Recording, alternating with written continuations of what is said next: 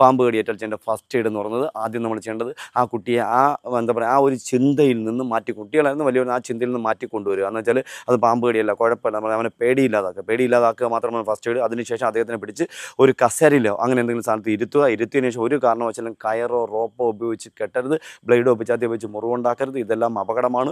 കെട്ടുക എന്നല്ല ആ വാക്കിൻ്റെ അർത്ഥം രക്ത ഓട്ടം തടയുക എന്നല്ല, രക്തോട്ടം കുറയ്ക്കുക എന്നാണ്. രക്തോട്ടം കുറയ്ക്കെങ്കിൽ നിങ്ങൾ ധരിച്ചിരിക്കുന്ന തുണി ഏതാണോ, നിങ്ങളോ അദ്ദേഹം ധരിച്ചിരിക്കുന്ന തുണി ഏതാണോ അത് 2 വിരൽ 3 വിരൽ വീതിക്ക് നല്ല നീളത്തിന് കയറിയെടുക്കുക.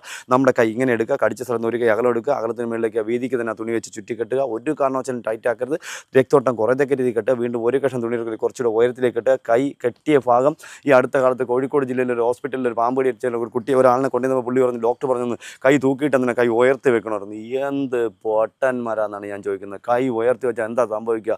ഈ ബ്ലഡ് പെട്ടെന്ന് താഴേക്ക് വന്ന് തലച്ചോറിലും ഹാർട്ടിലും ബാധിച്ച് അദ്ദേഹത്തിന് മരണം സംഭവിക്കുക. കൊല്ലാനാണോ പറഞ്ഞു കൊടുക്കുന്നത് നിങ്ങൾ?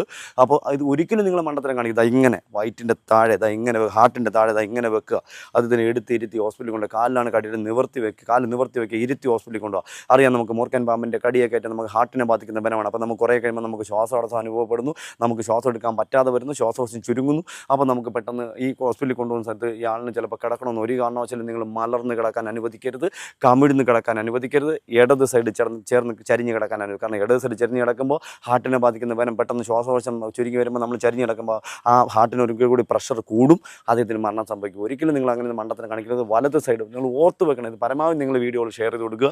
വലത് സൈഡ് ചരിഞ്ഞ് കിടക്കുക. അപ്പോൾ വലത് സൈഡ് ചരിഞ്ഞ് കിടക്കുമ്പോൾ ഈ കവം ഇങ്ങനെ പുറത്തേക്ക് പോകുന്ന കവം പുറത്തേക്ക് പോകുമ്പോൾ നമുക്ക് എന്താ ചെയ്യാൻ പറ്റുക? ഈ കുറച്ചുകൂടി ശ്വാസം എടുക്കാനുള്ള ഒരു പ്രവണത അദ്ദേഹത്തിനുണ്ട്. അപ്പോൾ നമുക്ക് കുറച്ചുകൂടി സമയം കിട്ടും അദ്ദേഹത്തിന് ഹോസ്പിറ്റലിൽ എത്തിക്കേണ്ടത്. അപ്പോൾ അപകടം ഉണ്ടാകുന്നില്ല എന്നുള്ളത് കൂടി നിങ്ങൾ ഓർത്ത് വെക്കുക.